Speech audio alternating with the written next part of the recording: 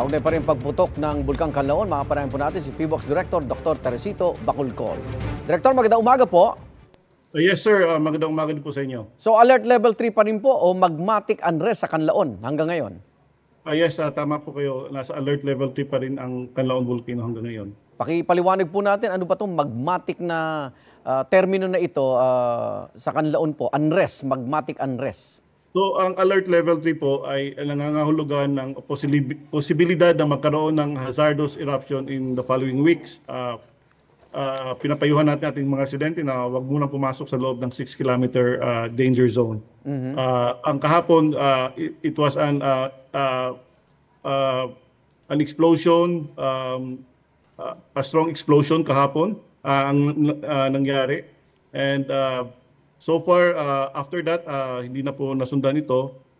Nagkaroon po tayo ng 20 volcanic earthquakes for the past 24 hours and yung sulfur dioxide ay nasa 1,669 tons per day. Opo. Ito bang magmatic unrest na ito ay mapanganib pong karakter ng isang bulkan, Director?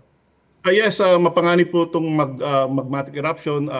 May magma na pong involved, unlike yung mga previous activity ng Kanlaon Volcano na may steaming and may kasamang abo.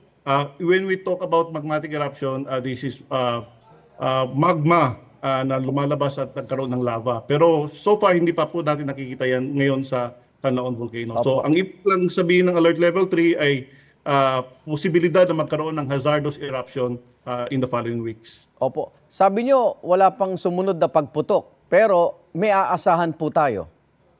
Yes, yun po yung classification natin sa alert level 3. Okay. There will be hazardous eruptions in the following weeks. Okay. Naglabas din po ng pyroclastic density current o PDC. Ano naman po ito, Director?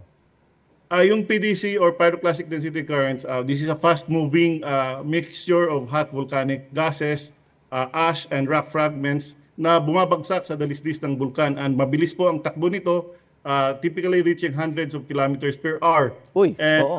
Delikado po itong pyroclastic density currents kasi po destructive ito and pwede pong masunog everything in their path, including vegetation, buildings, and pati tao pwede po masunog.